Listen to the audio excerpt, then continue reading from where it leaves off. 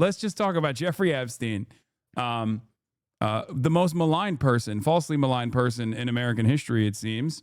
Now, obviously, it's picking up attention recently in the past month or so because the Trump administration has basically done everything they possibly could to make it seem like Trump was actually a lot more involved with Jeffrey Epstein than we previously thought. I was of the mindset that, like, up until 2003, they were homies, and then they parted ways, and that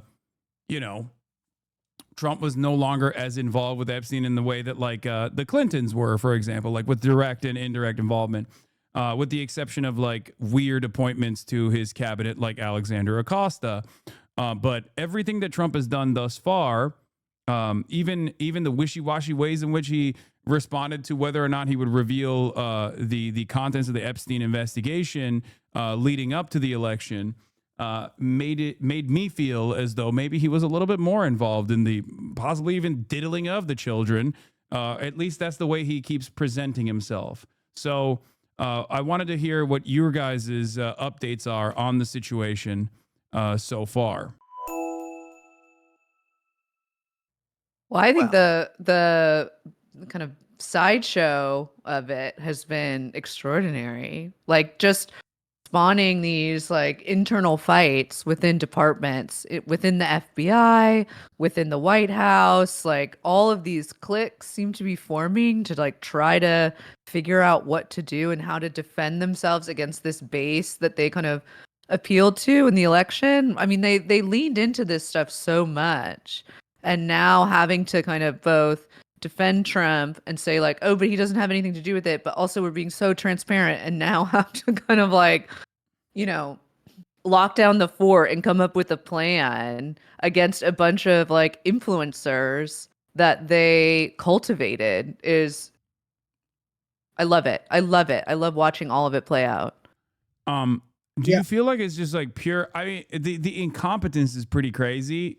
Sending the least trustworthy man in America, Kash Patel, to go on the Joe Rogan Experience before this, like, big revelation that they were actually not going to release the files at all. But then even after that, we saw a more competent propagandist, this, like, former CIA guy, go on the Joe Rogan Experience. I don't know if you guys saw that one.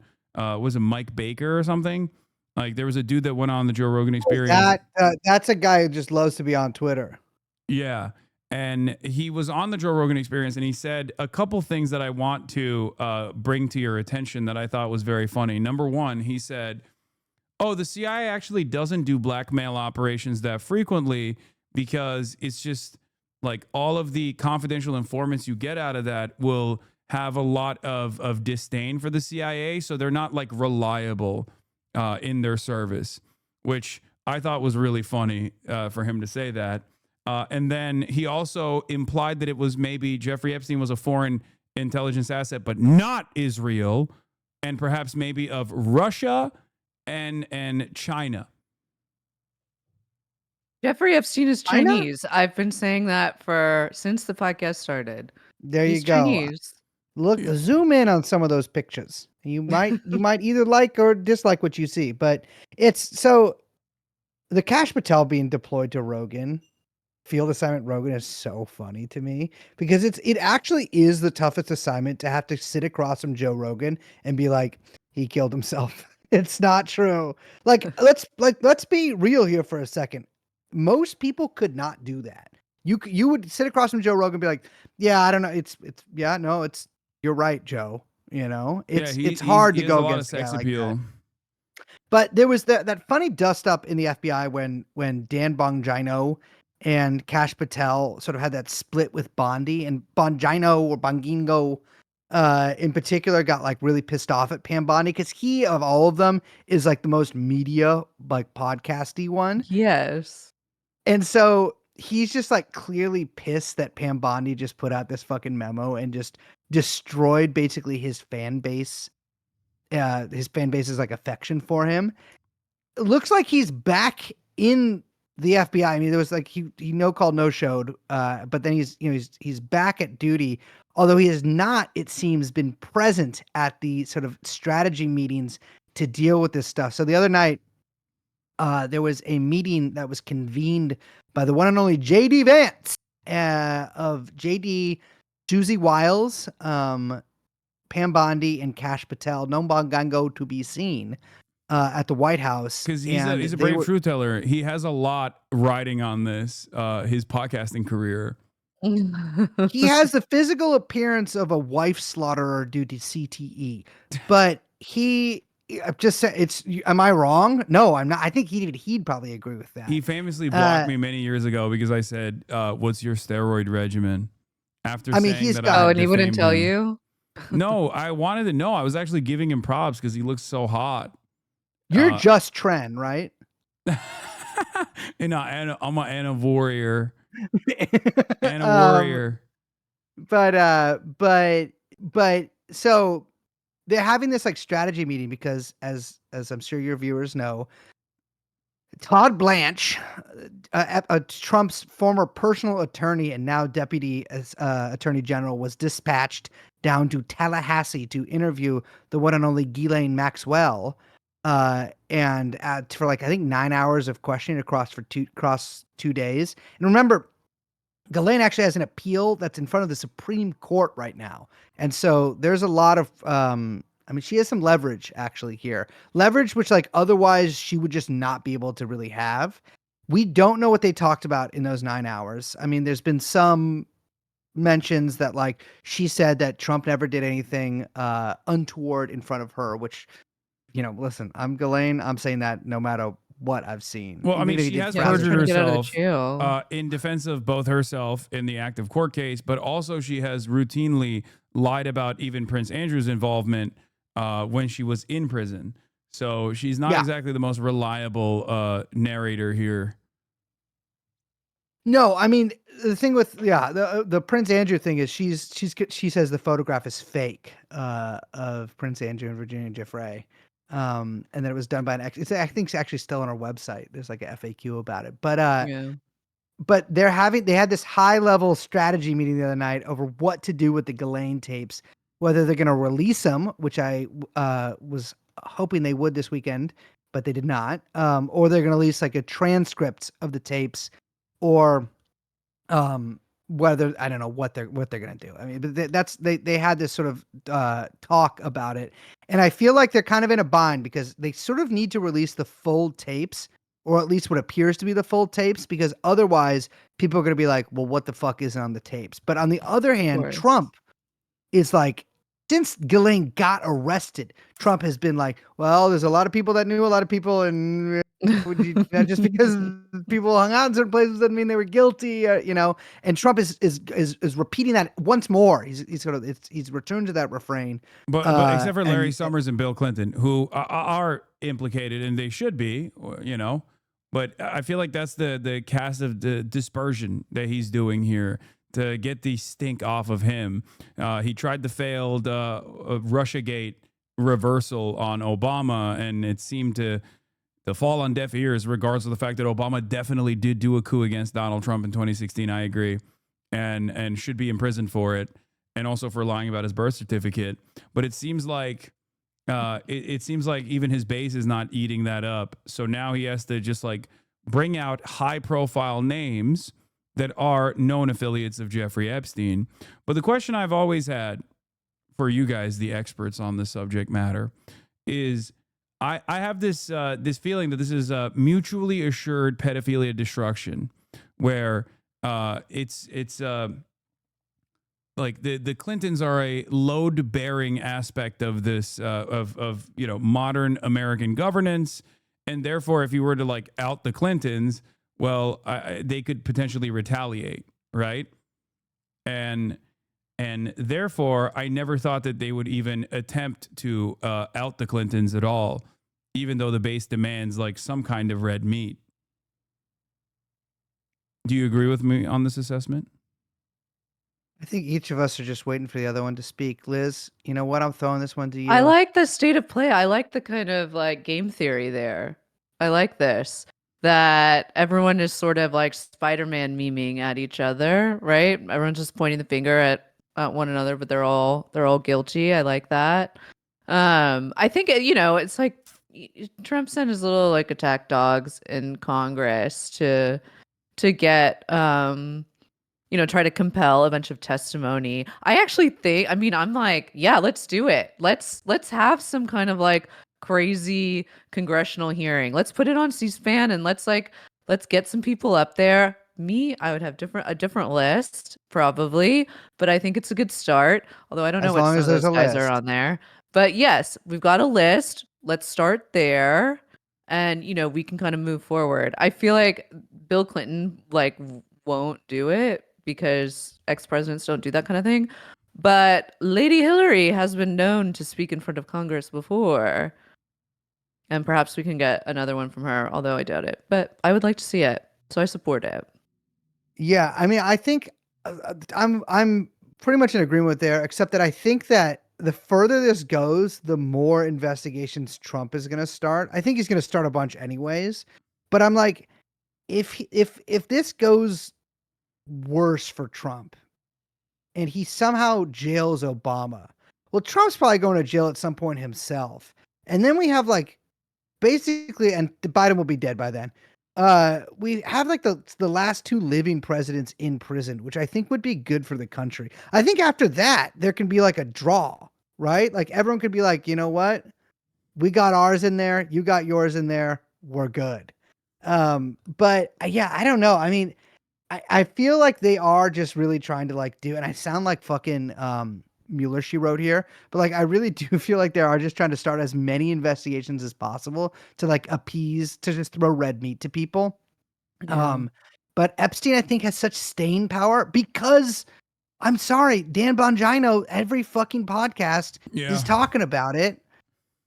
Well, It's that's what's kind of amazing is that like they have to keep throwing all these investigations, like you're saying, like red meat to all of these like content creators that they have cultivated as massive like assets for their base. And those guys can't stop talking about it because their base wants to hear it, their audience wants to hear it, and they have to generate the content. And so it's just like it's like this perpetuating loop that they can't get out of because of the fucking content economy. Isn't that beautiful? Yeah. Well, I mean, the content economy in and of itself is far more significant. As you guys are also podcasters, you know this. You understand when Dan Bongino says like, "I'm losing my authority as a podcaster because of this like fuck ass job that I have to do as like the deputy director of the FBI." Which is lame failed and job, whack. by the way. That's the kind of job they give that like 12-year-old with brain cancer they've entered into every police department in America. No disrespect to him. Leo Terrell. Leo Terrell is Oh shit! I was thinking about a different dude. My bad. You That was gotta get Leo Terrell on the stream, my well, brother. the anti-Semitisms are so he can kill me. I love Terrell. No, but it does. I feel like Bongingo is gonna come out. Like if there's gonna be one big loser here, it's gonna be him. Because there was a second when they were like, there was like cut loose. I know, because he doesn't. He's bringing. And he has nothing his to own the table. career. He's got to get back Exactly. to Moink. Oh God. Why Yeah. do we think that it was Kash Patel or Dan Bongino that told everybody, including potentially Elon Musk, that Donald Trump was in the Epstein files over and over again for some weird reason? Gotta they say be it was Kash Bongingo. Patel. Really? There's I can see Cash. So Cash is rumored to have just told a bunch of people, but I could see Bongingo being in like a group chat with like not Ashley St. Clair, because unfortunately she is off the market right now, but or just off the She's been kicked off the island.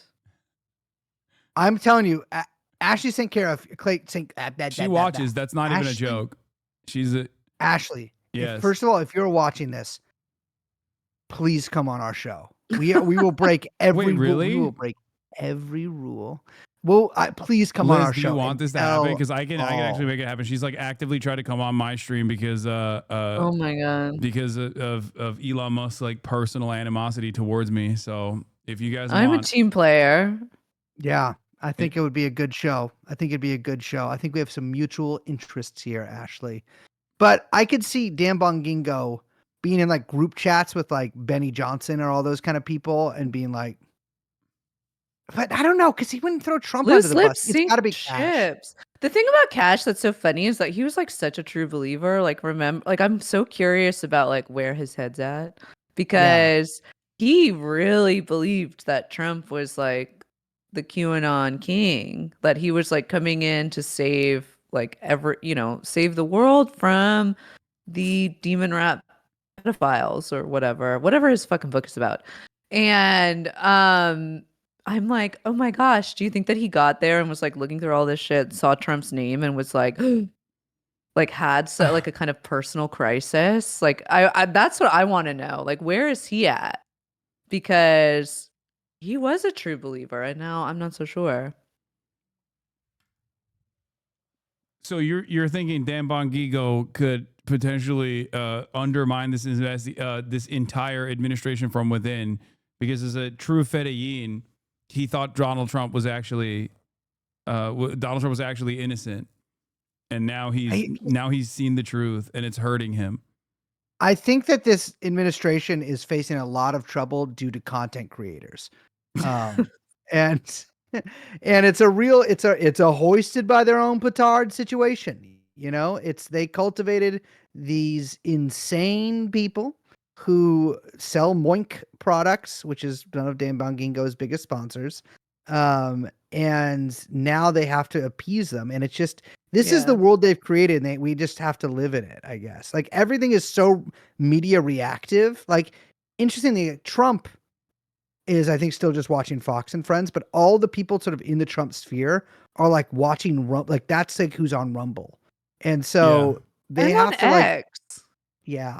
And I think the scary thing, I mean, to like, jokes aside, it is a little scary when you start thinking like they're not there yet, but you could see them or the next iteration of whatever, the next administrations are, whatever party. But as everyone becomes more online and everything is more online, even more than it is now, like when policy starts getting set to the beat of Twitter, or it becomes as reactive or trying to keep up with media cycles like that, it gets insane. You see that a little bit with like the way he handles tariffs and all of these things.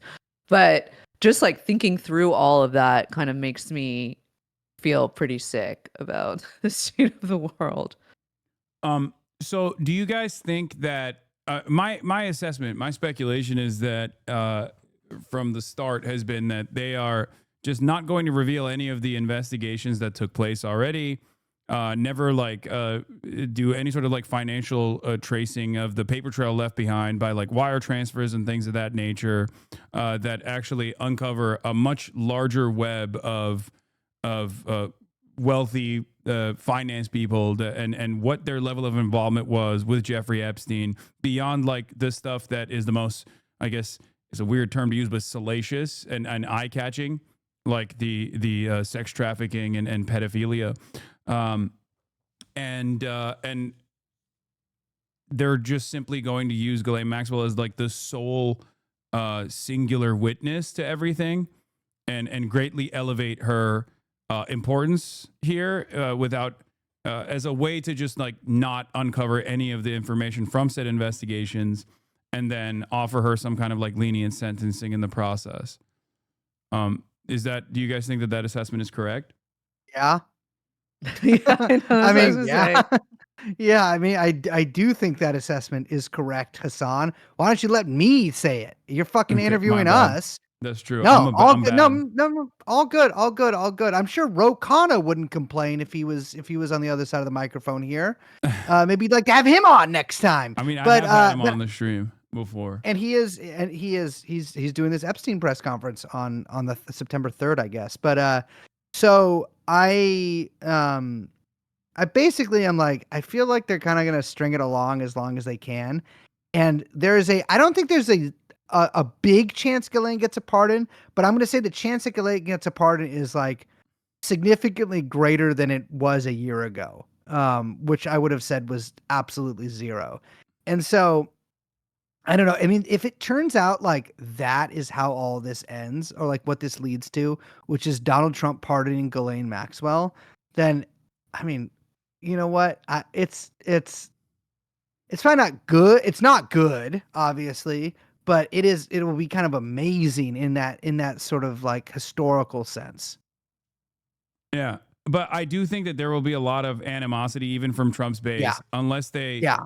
offer like some solid red meat in terms of like famous Democrats that are associated or something. But even then, I feel like people will consistently demand more information because I feel like this is the only type of like class based analysis that these guys can engage with, where it's like billionaires get to do pedophilia and suffer zero repercussions, but they can't even be creepy to their niece's friends at the barbecue without people yelling at them. I feel like that's just like the average hog in the base.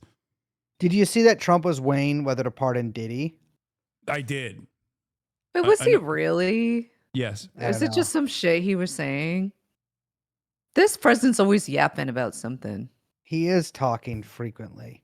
I mean, yeah, I think that basically, yes, I agree, but like, I feel like you can kind of trick the MAGA base with some other shit. I think there'll be a lot of people who are like, hey, remember that, but I don't think this is enough for like full rupture. I do think it's bad for Trump and gives him a lot less like runway on some other issues.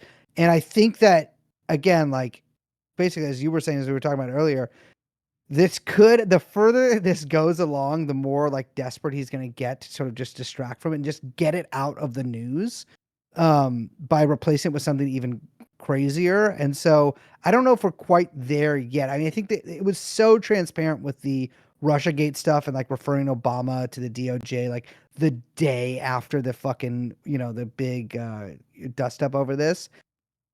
I don't know. We'll see. But no one is even talking about Obama doing a coup. Like I know. even the podcaster orbit that Trump wants to actively entertain Barack Obama as like doing a coup against them in 2016, which again, he won that election. So I don't even know why he's like still trying to do that. Has not really entertained that conspiracy theory as much as they care about the Jeffrey Epstein stuff. So I just don't know if it's going to go away. I think this is like the first like real issue of consequence that unwinds at least some of the biggest diehard MAGA loyalists, at least like the ones that get their notes from the internet. Yeah, I mean, I think one of the things too is that Russiagate is also really boring to talk about. Oh yeah. And compare that to like Jeffrey Epstein. And so that was kind of a gambit on his part that I just don't think is going to ever was destined to be successful because nobody like wants to talk about the Nunes memo and like, all this kind of like, I know about Russiagate. I do, it's funny. I do think that there was a big kind of Russiagate scam cooked up by the IC, but it's fucking boring. Yeah. And it's also you're trying to bring up something that is so far in the past. Like if the time to do the Russiagate stuff or the reverse Russiagate stuff was Trump won. Yeah. That would have had the maximum impact. It's like now it doesn't matter. You lost an election and you won another one. It's just like that's so far in the rearview mirror that nobody gives a shit. He didn't have the power in Trump won, and it was like still going on in Trump won, though. That's like kind of the problem. True. He didn't But have the yeah, power. He I didn't have agree. the podcaster loyalists in every facet of the administration. There was a mixture he of did, like competent people who ended up becoming spoilers for his agenda.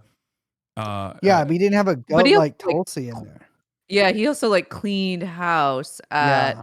the fucking all the different departments in a totally different way this time than I mean, you could tell when he was on his, revenge tour, whatever we want to call the campaign, like they were approaching the whole thing very differently and with a very different plan of attack than they were in one or even 2020, which felt more like trying to just like push the My Pillow across the finish line and they couldn't, but this time was like very much more strategic and we're still kind of like watching all that play out.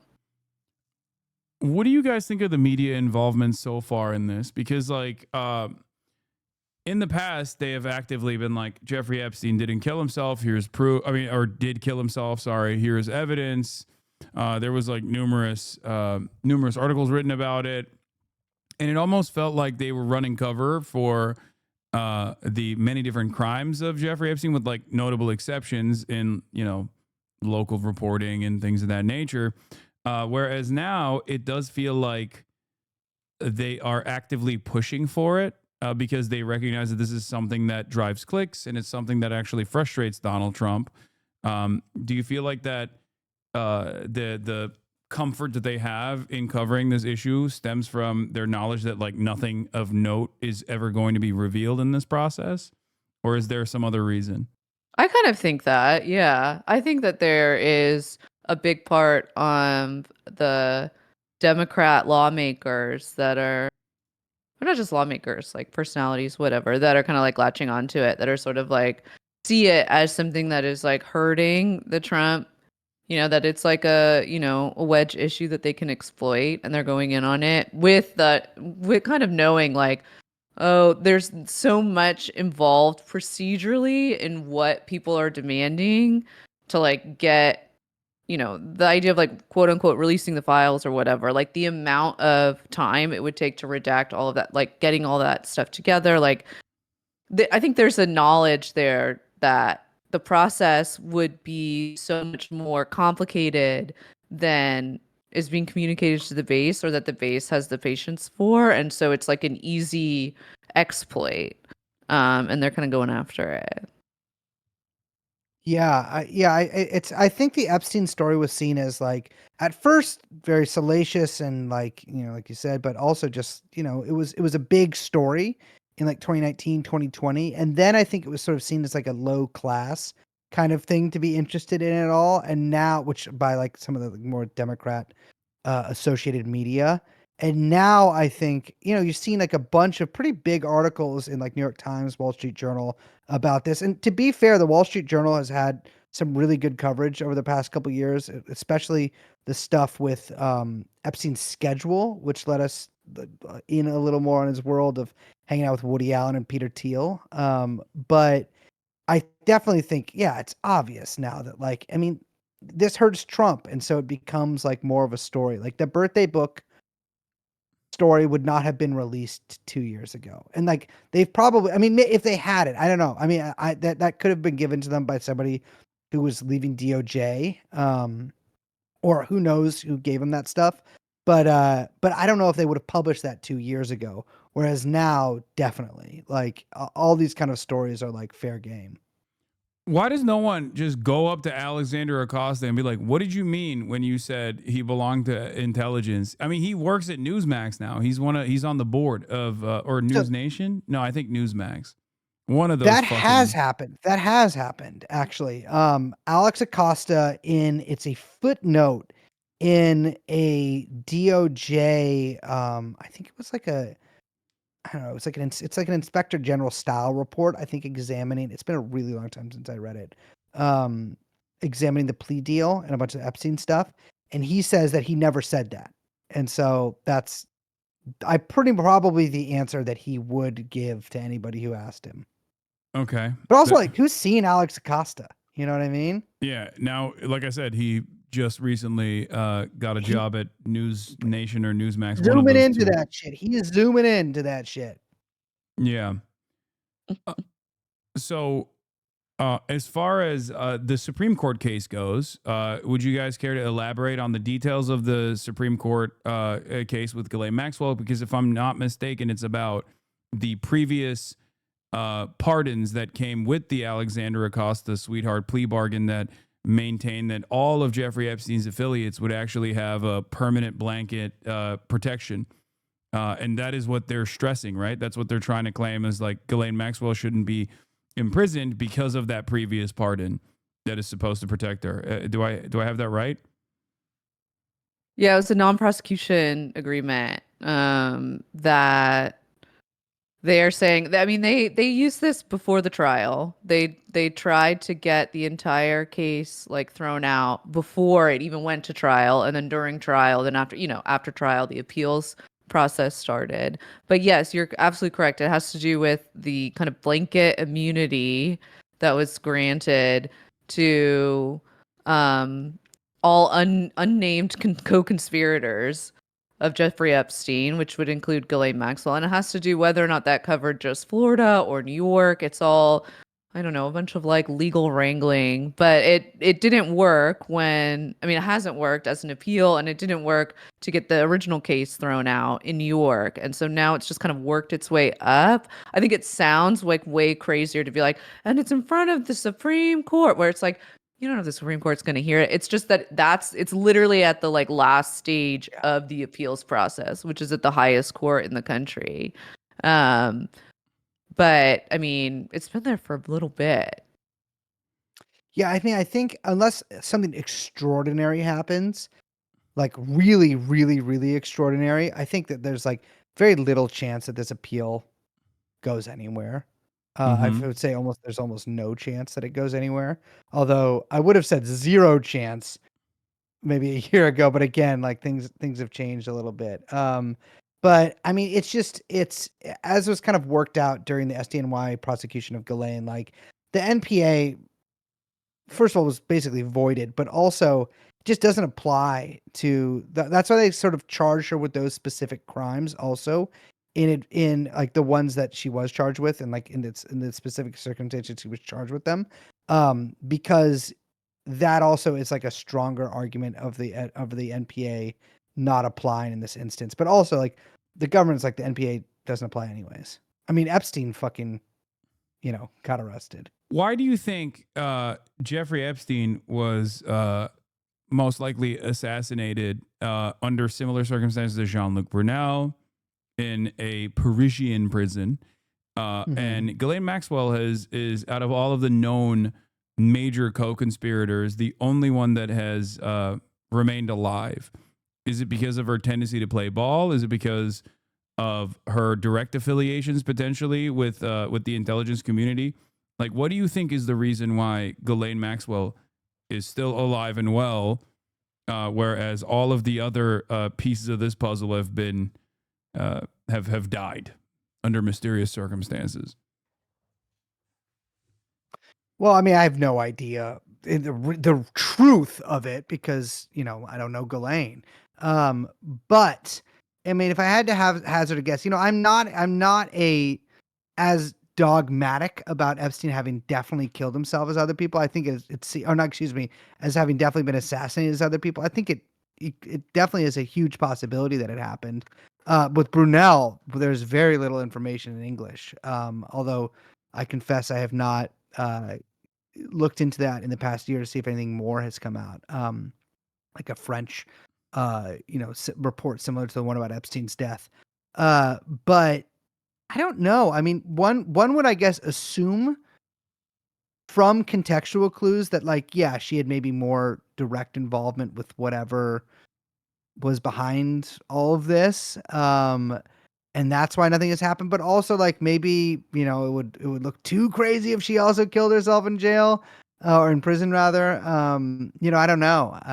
Certainly it's easier probably to get someone killed in prison rather than in jail, although she has been in not so difficult prisons to be in. So I guess it probably would be rather unusual. But yeah, I don't know. I mean, I think we'd learn a lot from whatever they release, from if they release anything from the Todd Blanche interviews that the deputy AG did, a few weeks ago. But yeah, I have no idea. I mean, she maintains she's innocent of everything. She maintains that like nothing happened whatsoever. Yeah. So I think, I mean, if that's to signal to anybody that, like, she's playing ball, and she hasn't like ratted other people out or try to take a deal that we know of. She is omerta, she is saying that nothing happened. Yeah. That was also another thing that I found really interesting, is that famous Jeffrey Epstein affiliate lawyer friend who always kept his underwear on inside of the Epstein mansions, Alan Dershowitz, was one of the people that was demanding that Ghislaine Maxwell actually reveal all of the involvement of all the people. He even said something along the lines of how how there was like a client list, but which is also another point of contention, but like some semblance of a client list that only she was privy to, in between, the constant battles of trying to secure his pierogies in Martha's Vineyard. Well, I'd like to see Alan Dershowitz's client list. O.J. Simpson, Ted Kennedy, Jeffrey Epstein. No, Alan Dershowitz, I'm going to be honest, maybe this isn't a sexy answer to give. I think Alan Dershowitz likes to be on TV. So anytime something happens, that the pierogi incident is a perfect example of this. It's like he just wants attention, which I understand. But I think he just kind of like says shit like this sometimes, but he's like, this will totally validate my claims to have done nothing wrong because Ghislaine will, whatever, exonerate me. Ghislaine will absolve me. There's been the talk of having Ghislaine speak before Congress, which I would be very interested in because that would just, it would just be an incredible thing to see. But she's saying now that unless something happens with her appeal, she'd plead the fifth. So I think they're delaying it. That's such a shame. I want to see that. Mrs. Maxwell goes to Washington. I think you're right about Dershowitz too. I just think that he says a bunch of shit all the time. So he just likes to hear himself be reading it further into it that like Ghislaine Maxwell would play ball, and Alan Dershowitz knows that, which is why he's like going on television and saying like she should reveal everything she knows, knowing full well that like she will most likely cooperate with whatever the narrative the authorities want out of her. Specifically, Donald Trump and this administration. Yeah, I think the sort of key part of that is Alan Dershowitz going on TV. He loves to go on TV, and genuinely, if anyone out there is like, you've got a TV show, you're on cable access, nobody is coming on, you can't get any guests, Alan Dershowitz will come on your show. He will go on anywhere. Anytime to talk about anything. I just call him sometimes and I say I'm a reporter and he just talks. He'll just keep talking. And I don't do this on the show because, lawsuits. He will say whatever. Okay. Does that mean that we're slated to see Dersh on the latest episode of TrueAnon? No, I don't call him on the show because I'm afraid that if we put him on the show, he'll like eventually figure out, first of all, that it's me calling him every time I call him. But then also who I am. And I don't, as funny as that would be, I do not relish the thought of representing myself pro se, which I would have to do. I'd have to represent myself in court against Alan Dershowitz. You know what I would do? I'd probably just tie it up in appeals. I guess I have to lose to appeal. I'd probably just tie it up in some way until, well, he's elderly. And so I'd probably just send some people with COVID, out there to Martha's Vineyard and sort of, Let God sort it out. Let nature take its course. Yeah. We don't have him on the show, but we definitely go over his love of nude beach volleyball. Yes. Yeah. That's and actually, let me correct myself. That's correct. That's correct. Yes. First of all, I would have an all COVID having legal team is what I would do. And all of my lawyers actively have COVID at all times. But second of all, which is actually a good legal strategy for anybody. If you're trying to make your court case drag out, just constantly be cycling in and out guys with COVID and just giving it to everybody. But Alan Dershowitz, nude volleyball. Okay. Well, thank you so much. Imagine, no. No, shut the fuck up. Imagine, listen to this. Imagine the sound. Stop. Of his ball sack slapping against his legs, his bare buttocks. Because old guys have those danglers. Oh, yeah. Oh, yeah. Oh, yeah. Alan hangs low. I know. I know. I've seen it in the sauna. No. In the Turkish bathhouse. In the Schwitz. In the Turkish bathhouse that we frequent together. I do love the Turkish bathhouse as we embrace one another as lovers. I do love it. And that's, if you want to, you should start doing, man, that's what you should do when you do your little travel things. We're not going to the Bronx next time. We're going to fucking Spa 88 down on Wall Street. And we are setting up, I don't know if cameras will work on one of those things, but we're setting up in a Schwitz and just. With the camera. Post with it the up. camera going. You could do it. Yeah. I don't think I think that They'd would wanna be. see that. I would get that would be wanna a see violation that. of terms of service. Also, just a violation of it just- numerous human rights if we were to show that to the public.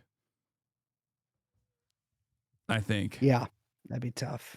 Well, is there anything you guys want to fill me in on as far as any updates or anything else for that matter that you guys want to promote before I let you We go? don't promote anything. Wait, we don't promote anything, but actually we do have something to promote, Liz. We do.